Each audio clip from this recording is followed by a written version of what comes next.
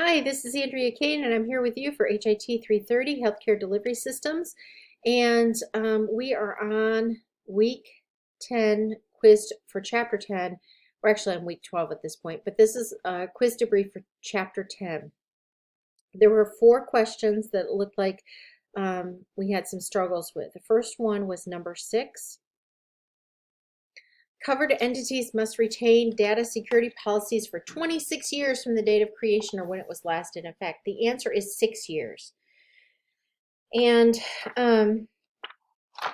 so how would you know this right off that it was false? Well, first of all, the government never does odd years. They like nice round numbers like 10, 50, 20, 25. So that probably should have been the first tip off that this was false, is when it was 26 and not 25. But I want to look in your book and find this for you so that you've got it. And let's see where they've got it hidden.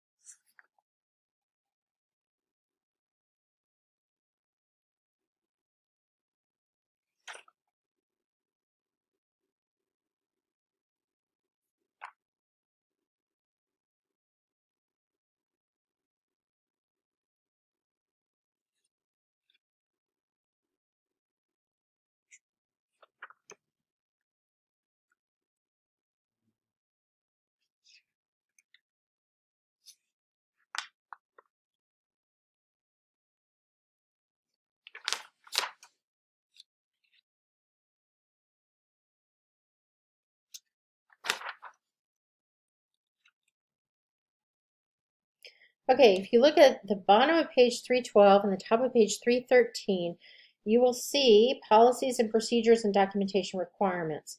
And under documentation, it says entities must maintain their security policies and procedures in writing. And then it goes on to say documentation must be retained for 6 years from the date of its creation or the date when it was last in effect, whichever is later. So that's where the 6 years comes in, not the 26. All right, number 12. A covered entity's planned response to protect its information in case of a natural disaster is, and we had most of you with business continuity plan, which is correct, and some of you with risk assessment. So let's take a look at those definitions.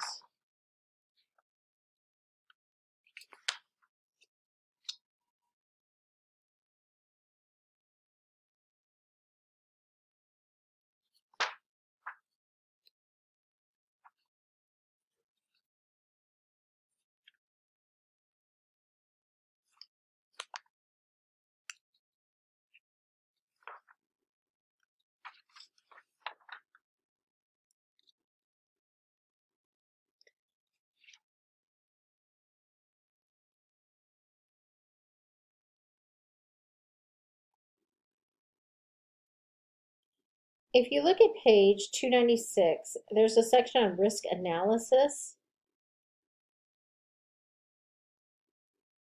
And it goes through and talks about how that involves assessing security threats and vulnerability and the likely impact of any vulnerability.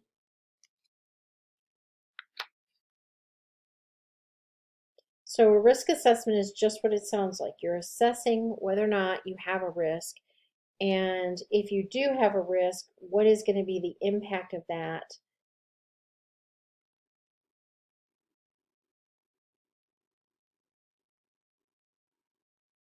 And is it likely to happen, not likely to happen, that sort of thing. So I'm also looking for business continuity plan so that we can look at that one as well.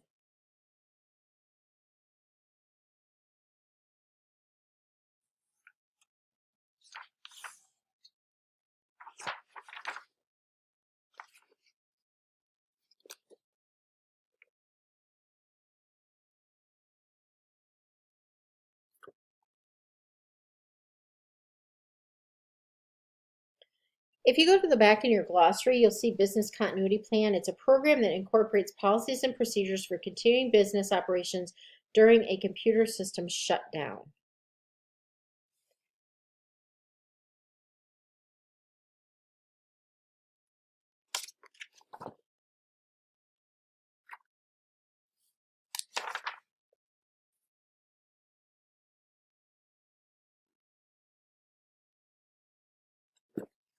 So that is, and I'm trying to look here at where it's talking about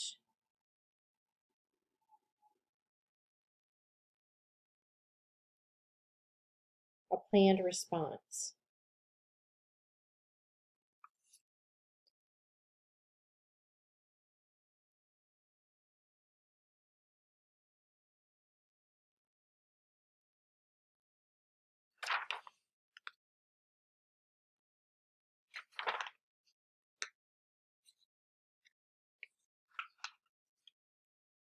Give me just a second here. For whatever reason, it's taking me a little bit longer than I expected to pull that up.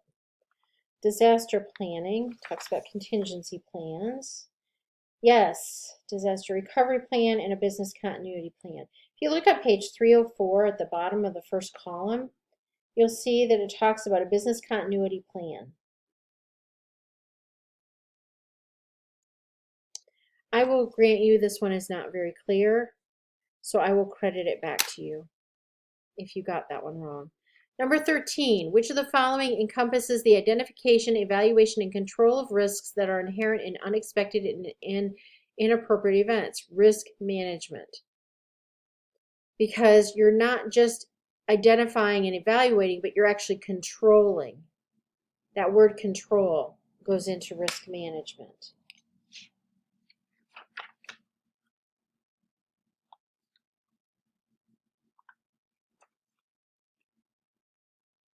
If you look on page 303 under risk analysis, it'll talk through what is analysis, so you can see it doesn't have anything to do with control in it.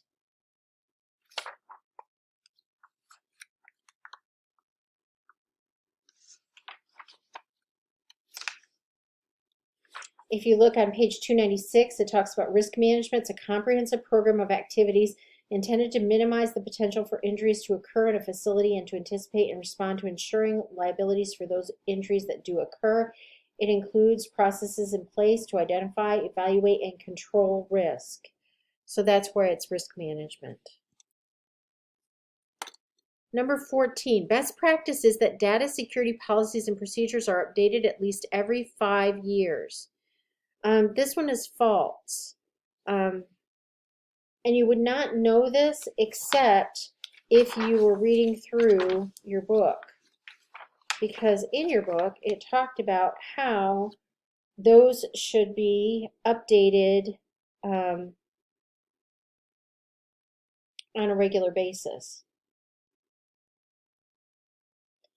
If you look at page 312 to 313,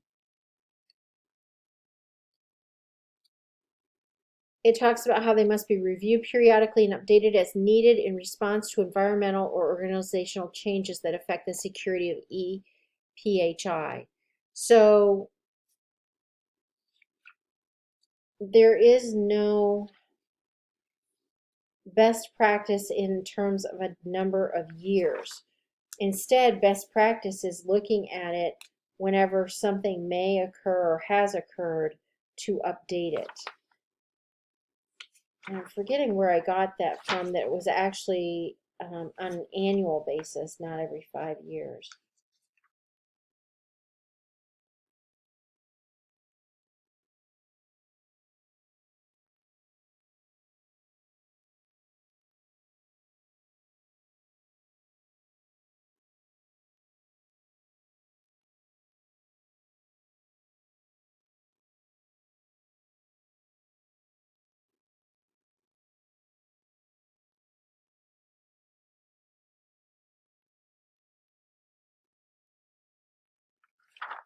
But I will grant you this one is, again, kind of vague, so I will credit you for that one. And that was it for this chapter. There were only just a handful.